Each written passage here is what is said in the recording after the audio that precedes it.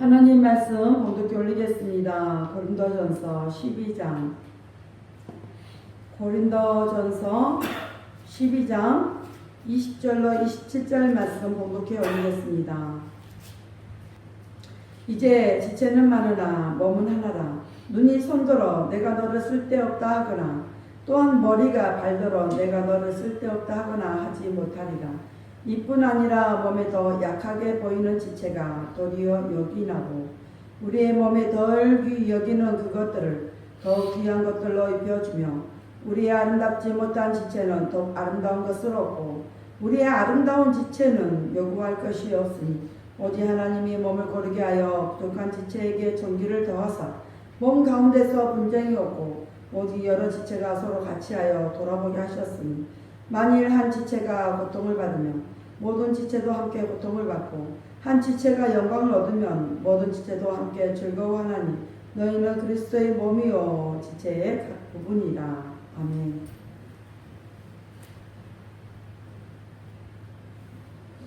기도합니다. 할렐루야. 아버지 하나님 감사합니다. 오늘도 우리와 함께 하심에 감사를 드립니다. 부족하고 연약하고 죽을 수밖에 없던 자들이 하나님의 은혜를 받아 아버지 하나님 이렇게 예배 자리에 있습니다.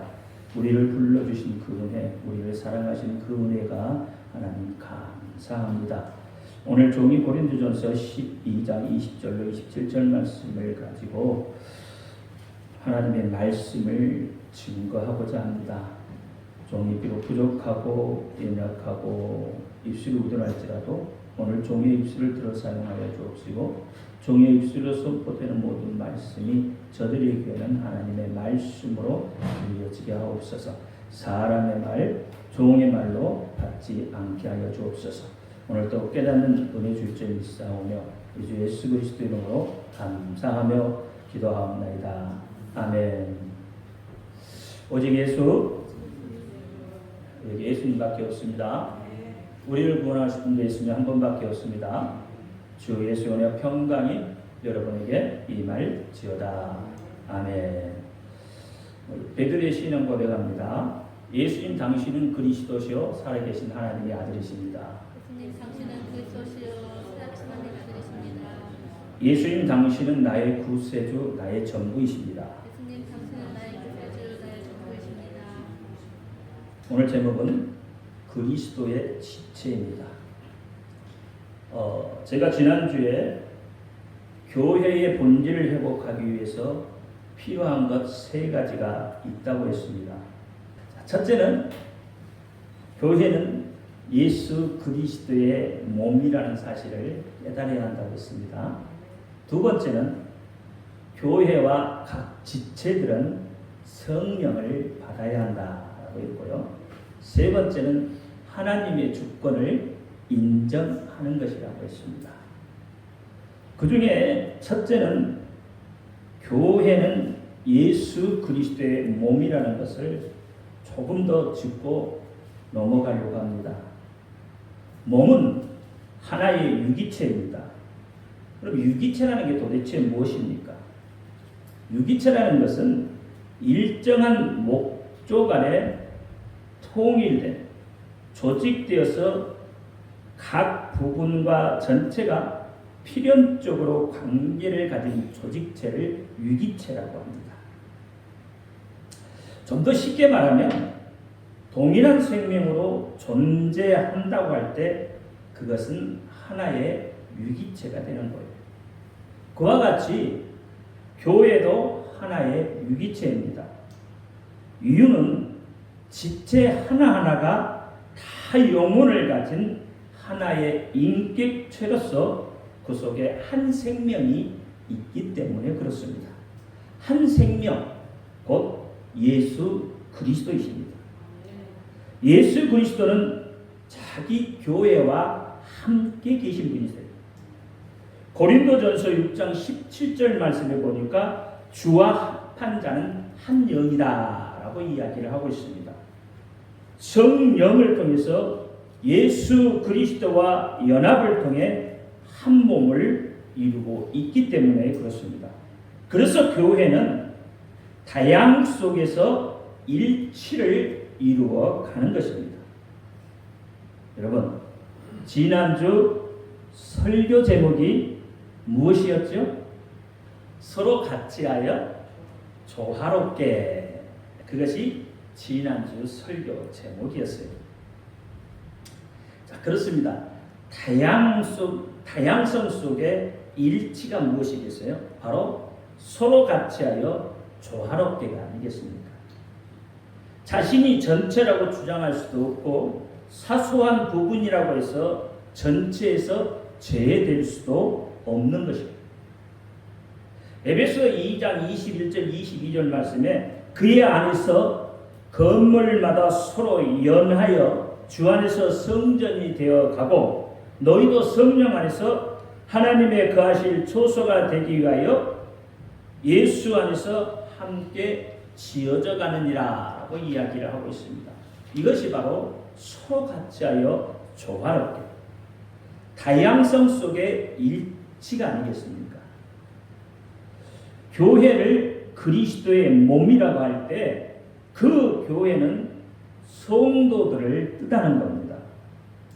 그러므로 성도들은 우리가 그리스도의 몸이다라는 것과 예수님께서 우리를 교회로 세워주셨다는 것을 명심해야 하는 것입니다. 예수 그리스도 안에 있는 공동체인 우리가 곧 교회이고 이 교회를 가리켜서 예수님께서는 그리스도의 몸이라고 그렇게 말씀을 하고 있습니다. 오늘 본문 12장 12절에 이렇게 말합니다. 몸은 하나인데 많은 지체가 있고 몸의 지체가 많으나 한 몸인과 같이 그리스도도 그러하다라고 이야기합니다. 그리스도의 몸은 예수님과 신비한 연합을 가진 사람들이에요. 무엇으로부터죠? 예수 그리스도께서 우리에게 주신 새 생명을 받음으로부터입니다. 예수님의 생명을 받음으로 해서 그리스도의 지체로서의 의미를 갖게 되는 것이에요. 예수 그리스도의 생명이 우리에게 공급되지 않았다면 우리는 지금도 죄와 허물로 죽은 상태에 놓여 있을 것입니다. 에베소서 2장 1절에 너희의 허물과 죄로 죽었던 너희를 살리셨다 이렇게 5절에는 허물로 죽은 우리를 그리스도 예수 안에서 살려내셨고 그래서 너희가 은혜로 구원을 얻은 것이다 이렇게 이야기합니다.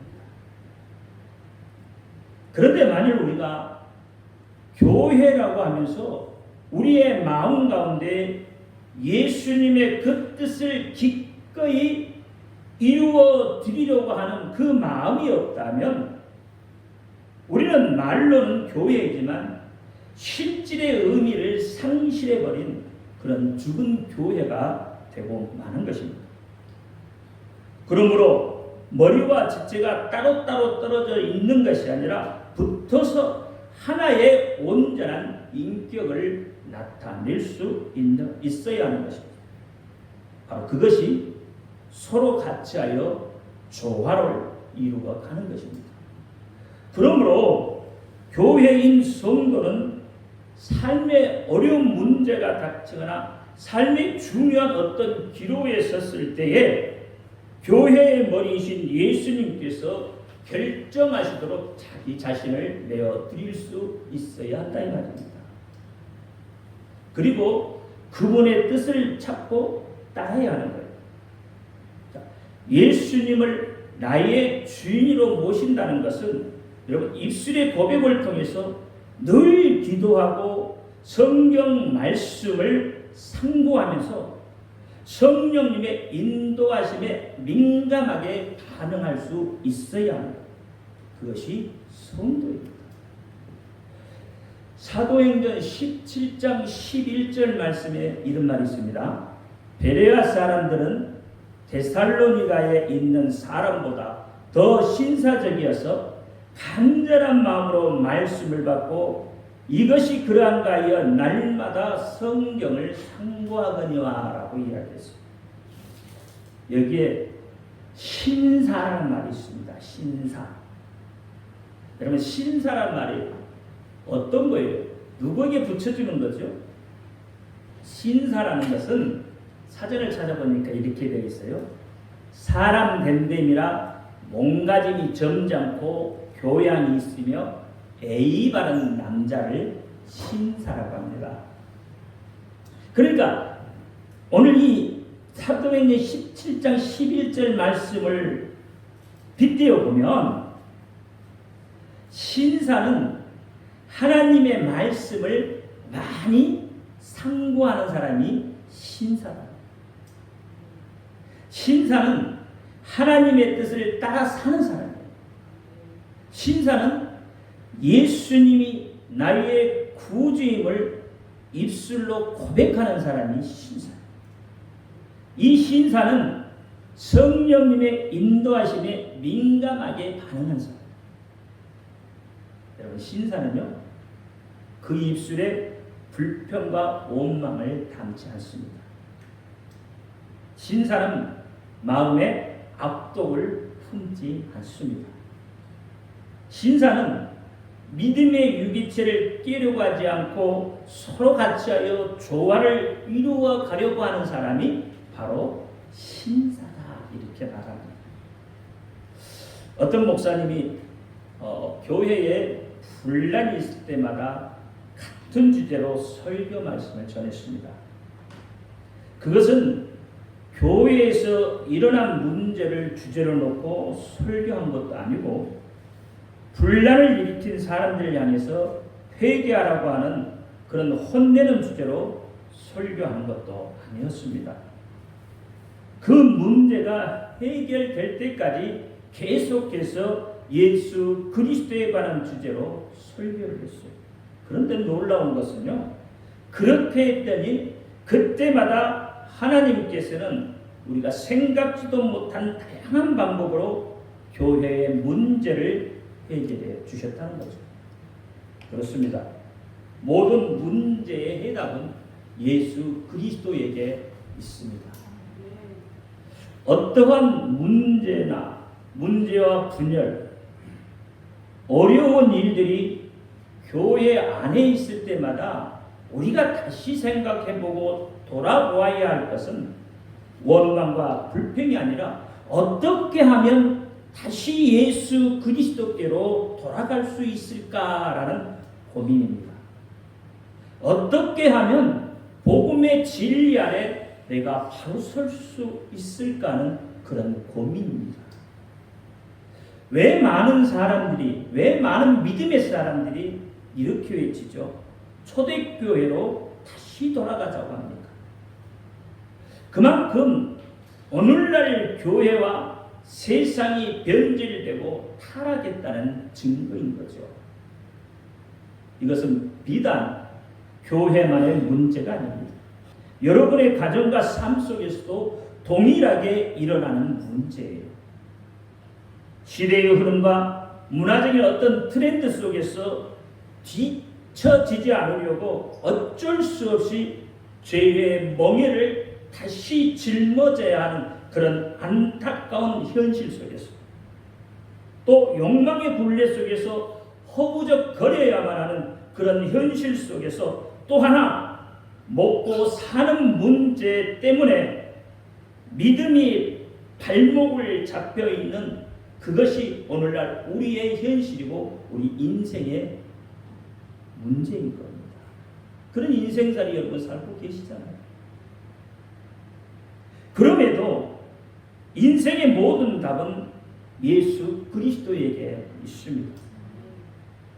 세상 방법으로는 인생의 문제를 해결할 답이 없고 방법이 없습니다.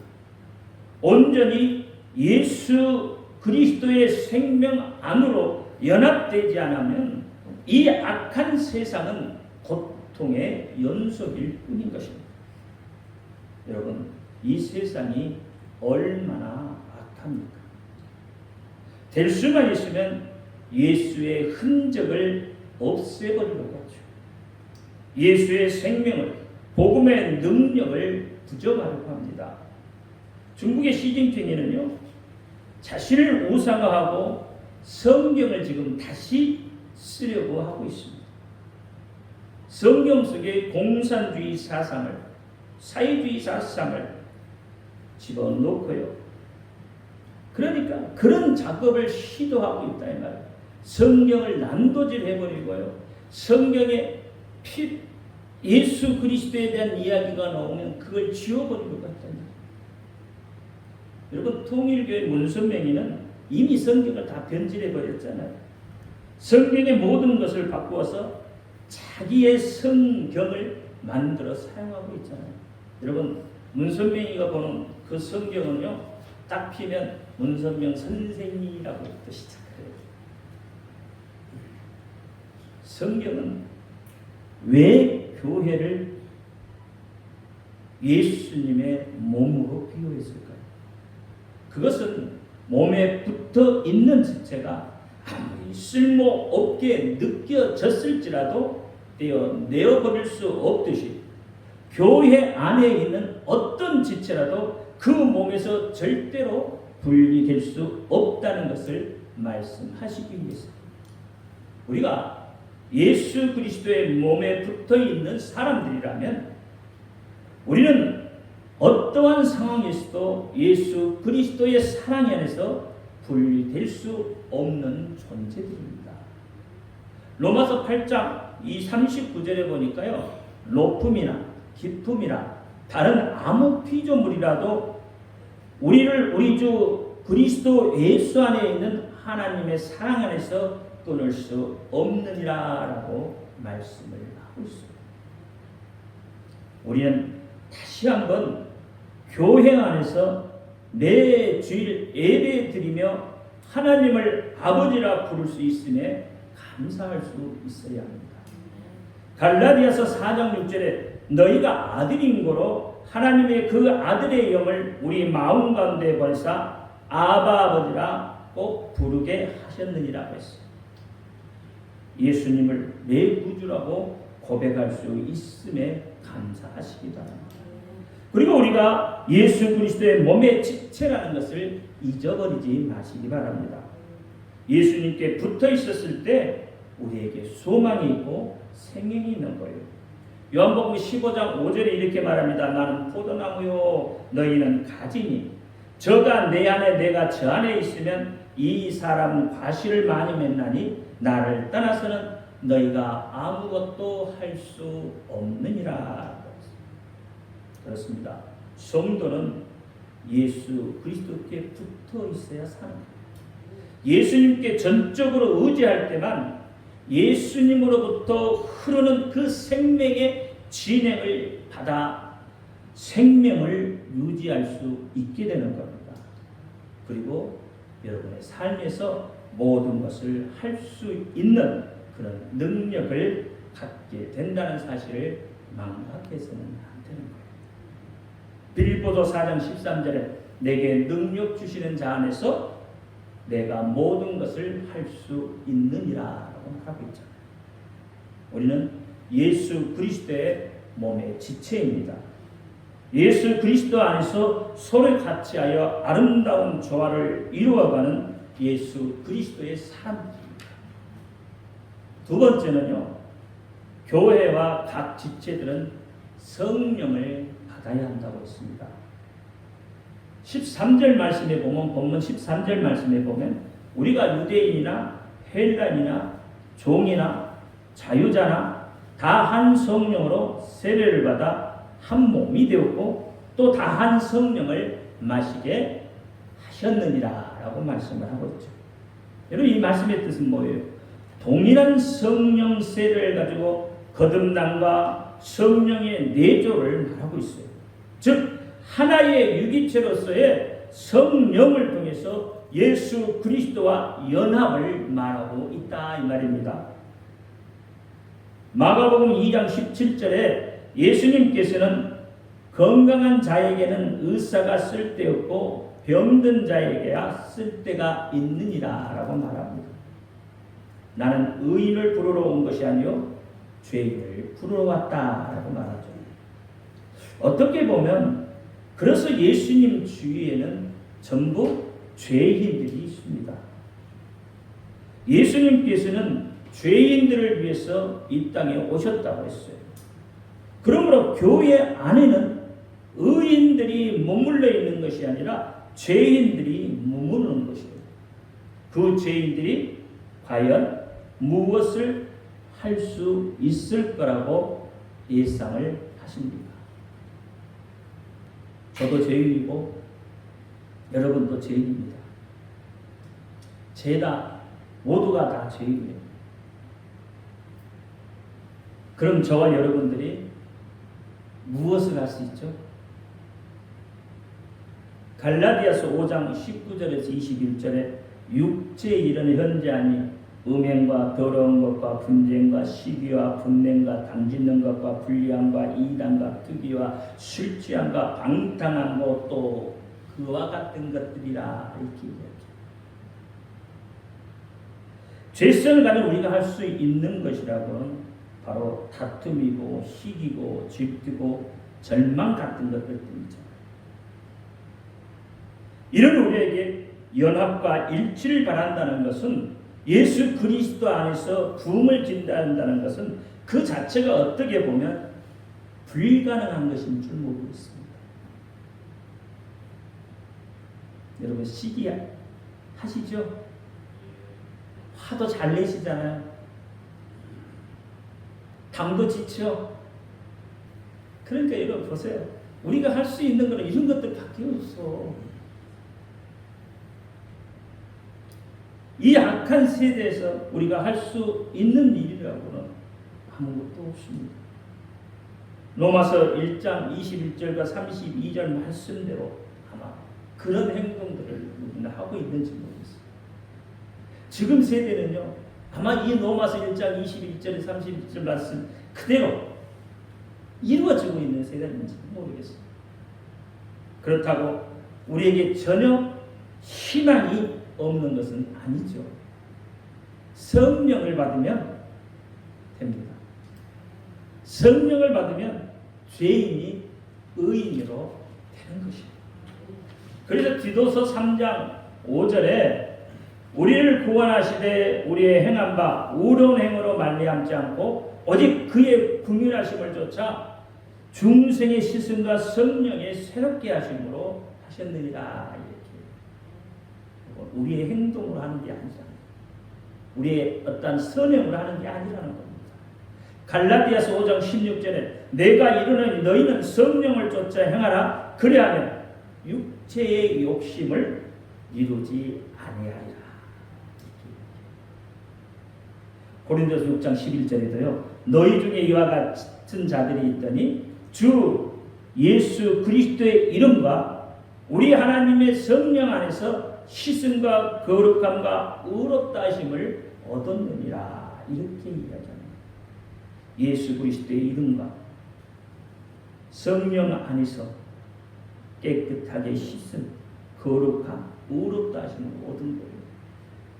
그럼 여기에 우리의 공로가 하나도 없어. 공로가 없어. 그러면서도 우리는 왜 그렇게 내 공로를 내세우려고 하는지 모르겠어요. 내가 뭐가 그렇게 잘났다고 말입니다. 로마서 8장 2절에 이는 그리스도 예수 안에는 생명의 성령의 법이 죄와 사망의 법에서 너를 해방하였습니다. 성령 받으면 된다는 거예요. 성령의 법이 죄와 사망의 법에서 우리를 해방시켰어요. 여러분 우리는 그래서 자유자인 거예요. 노예가 아닙니다. 오늘 본문에서 유대인이나 헬라인이나 종이나 자유인이나 다 성령으로 세례를 받으면 한 몸을 이룰 수 있다고 말씀하셨어요.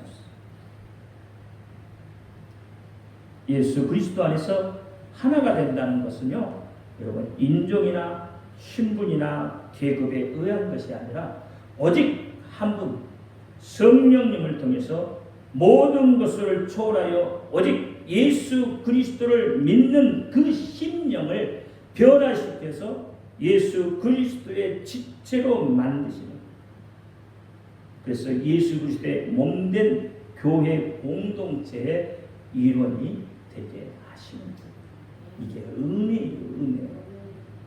그렇다면 이제 죄인들 우리에게 필요한 것은 성령을 받는 일이죠. 성령의 도우심을 강구하는 일입니다. 우리 스스로는 절대로 연합과 일치를 교회 안에서 이룰 수가 없습니다.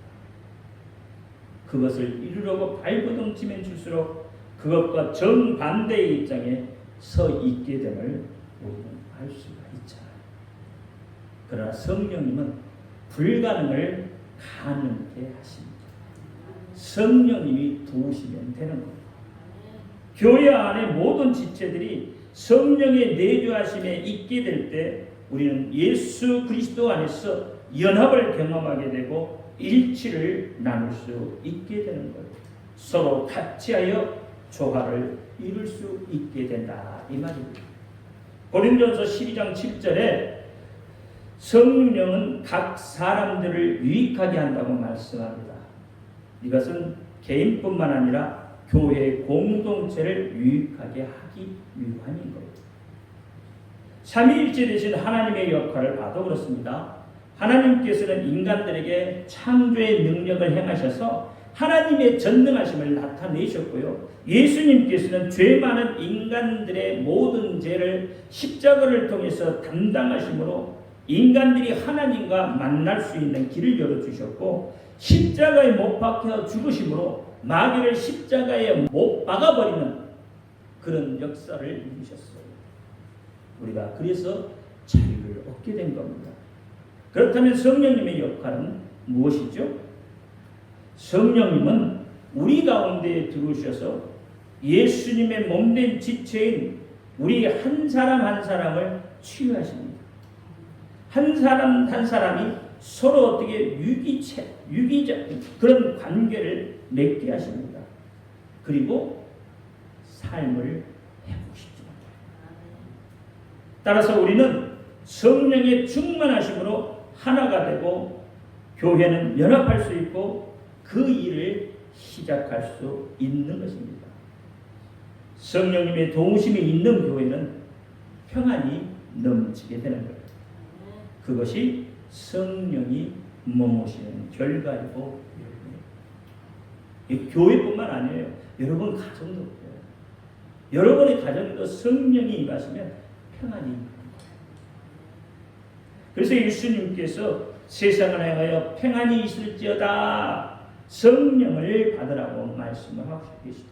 요한복음 20장 21절에 예수께서 또 가라사대 너희에게 평강이 있을지어다 아버지께서 나를 보내신 것 같이 나도 너희를 보내노라. 22절에 이 말씀을 하시고 저희를 향해서 숨을 내쉬며 가라사대 성령을 받으라 이렇게 말합니다.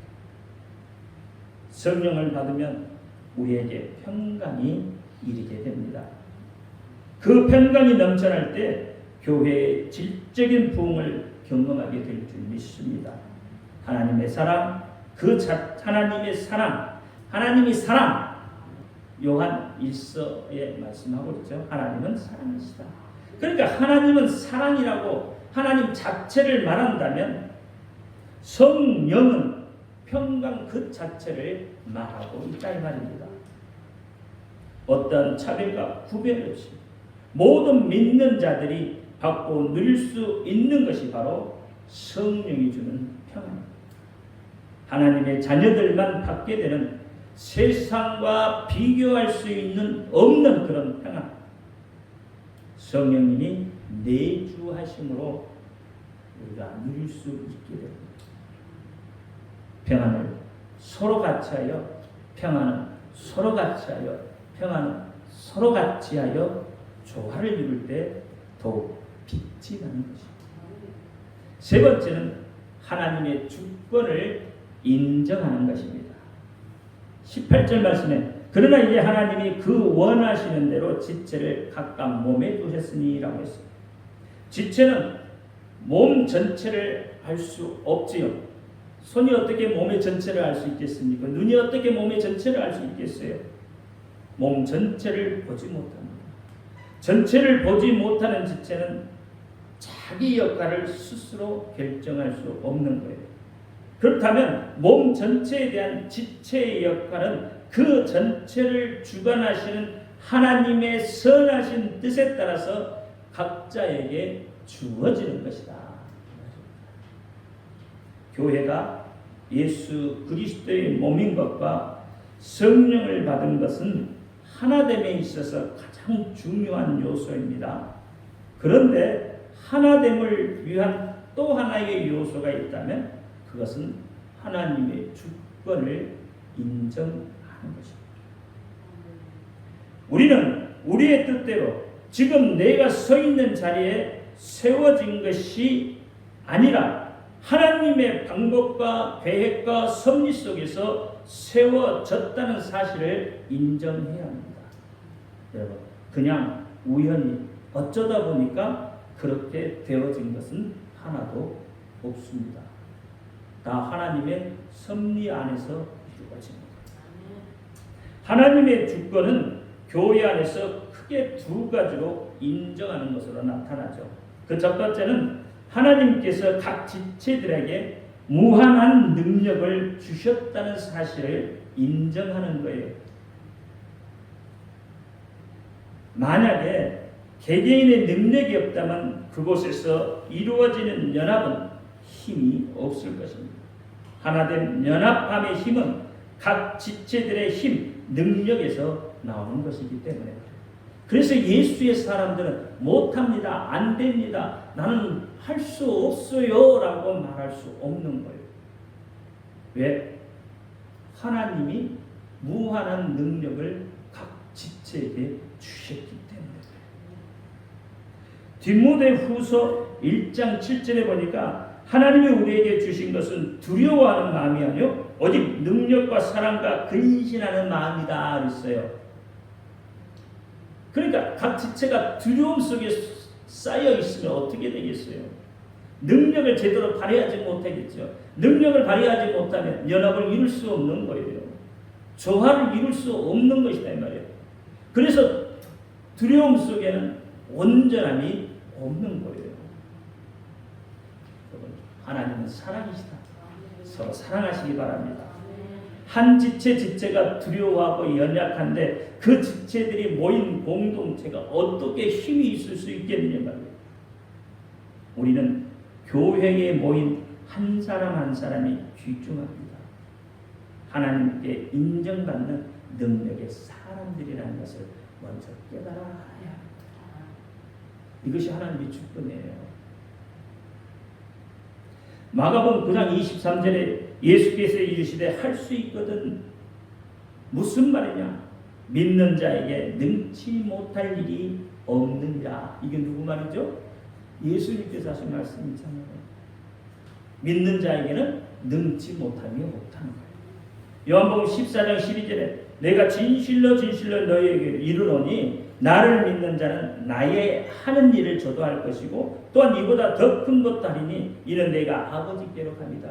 그러니까 예수님께서 어떻게 예수님보다 더 큰 일을 우리에게 할 수 있는 능력을 주시고 계시다는 거죠. 이게 하나됨이에요. 하나 될 때 이뤄내는 거예요. 연합은 모든 지체가 똑같은 일을 해야 한다는 것을 의미하지 않습니다. 서로 다른 일을 할지라도 한 가지 목적을 두고 힘있게 나아갈 때 진정한 연합, 진정한 하나됨을 이룰 수 있는 거예요. 이것을 서로 같이 하여 조합하게 되는 겁니다. 이것이 하나님이 원하시는 거예요. 이 땅에 하나님이 원하시는 거예요. 오늘 고린도서 12장은요. 성령의 은사 받은 사람들에 대한 경배의 말씀으로 이루어져 있어요. 고린도 교회 교인들이 받은 은사는 참 대단하죠. 얼마나 많으면 능력을 행하는 사람, 예언하는 사람, 영분별하는 사람, 각종 방언을 말하는 사람, 뭐 치료하는 사람, 뭐 등등등등 얼마나 많습니까? 그런데 그것을 하나님의 뜻대로 각 사람들에게 나누어 주셨다는 거죠. 성경은 그 능력이 나의 능력이 아니라 하나님의 능력으로부터 온 능력이라는 것을 알아야 한다는 거예요. 그러니까 내가 조금 은사 받았다고 여러분 자랑할 수 없는 겁니다.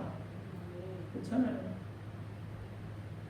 우리가 자랑하고 전해야 하는 것은 은사가 아니에요.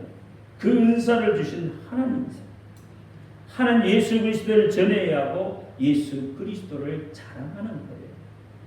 갈라디아서 6장 14절에 그러나 내게는 우리 주 예수 그리스도 십자가 외에 결코 자랑할 것이 없으니 그리스도로 말미암아 세상이 나를 대하여 십자가에 못 박히고 내가 또한 세상에 대하여 그러하다. 사도 바울이 얼마나 대단한 사람이에요. 그럼에도 그가 뭐예요? 예수만 자랑하겠다. 두 번째는 하나님께서 내게 맡겨주신 자리가 어디인 줄 분명히 알아야 된다. 사람들은요, 자신이 좋아하는 자리에 있기를 원합니다. 그러나 하나님은 내가 하나님의 뜻을 발견하고 그 자리로 가기를 원하는 거예요. 그래서 마태복음 22장 23장 2절에 보니까 이렇게 말해요. 서기관들과 바리새인들이 모세의 자리에 앉았으니, 우리가 다 그래요. 우리가 모세의 자리에 앉고 싶어요.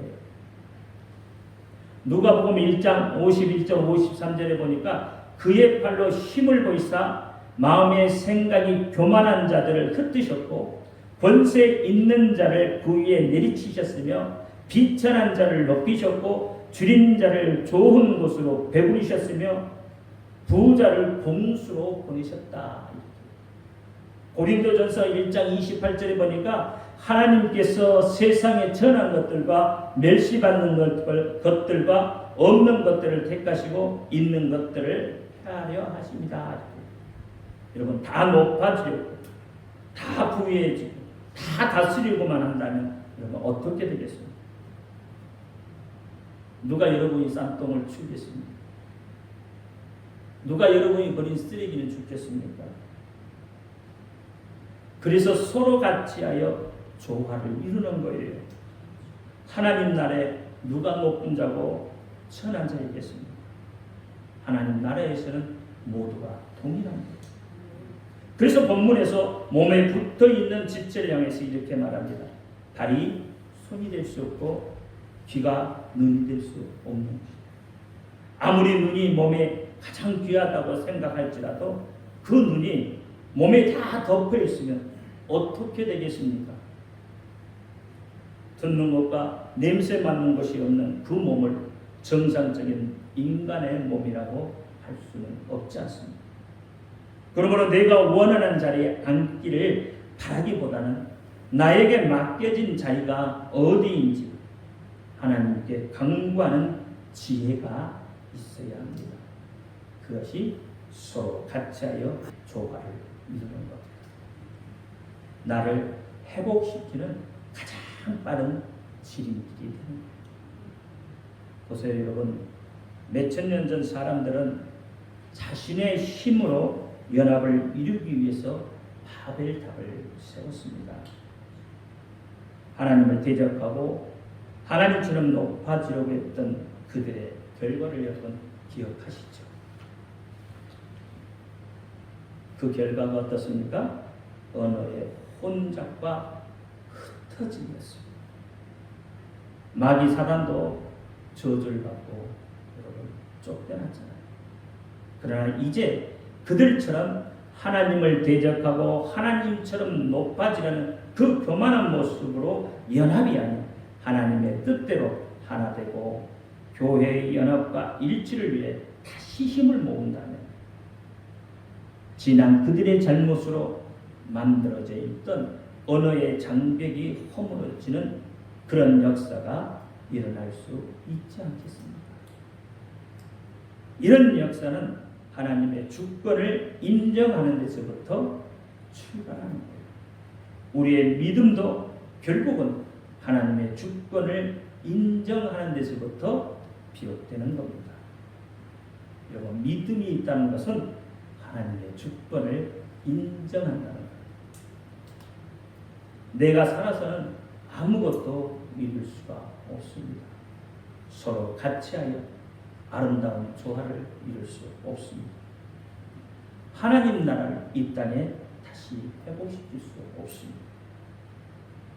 나를 만드시고 내 삶을 주관하시는 하나님의 주권을 인정하십시오. 왜 나만 겪는 고통이냐고 여러분 원망하지 마세요. 노래도 있죠. 그 속에 하나님의 기쁜 뜻이 감추어져 있습니다. 나를 향한 하나님의 사랑이 그 속에서 역사를 하고 있다. 고난의 뒤편에 감추어진 하나님의 은혜와 복을 바라볼 수 있기를 바랍니다. 베드로전서 4장 13절에 오직 너희가 그리스도의 고난에 참여하는 것으로 즐거워하라. 이는 그의 영광을 나타내실 때 너희로 즐거워하고 기뻐하게 하려 합니다. 로마서 8장 18절에도 생각한데 현재의 고통은 장차 우리에게 나타날 영광과 좋게 비교할 수 없다라고 말합니다. 하나님께서는 지금 이 시대 교회 연합, 즉 성도와 목사가 하나 되기를 원합니다. 복음의 역군으로 일어서라고 말씀을 합니다. 서로 같이하여 열방을 향한 성도의 불꽃을 일으키라고 말합니다. 우리 교회와 성도들을 향해서 아름다운 조화를 이루라고 그렇게 말씀하고 계심을 여러분 기억하시기 바랍니다. 그리고 하나님의 말씀 따라 행할 수 있기를 예수 그리스도 이름으로 축원드립니다. 다 같이 기도합니다. 할렐루야. 아버지 하나님 감사합니다. 오늘 고린도전서 12장 20절로 27절 말씀을 가지고 3주에 거쳐서 은혜를 나누었습니다. 우리가 나눈 이 모든 것들 하나님 우리 속에서 역사하셔서 서로 같이하여 아름다운 조화를 이루어낼 수 있는 하나님의 기뻐하시는 그런 자들이 되게 하여 주옵소서. 예수 그리스도 이름으로 감사하며 기도하옵나이다. 아멘.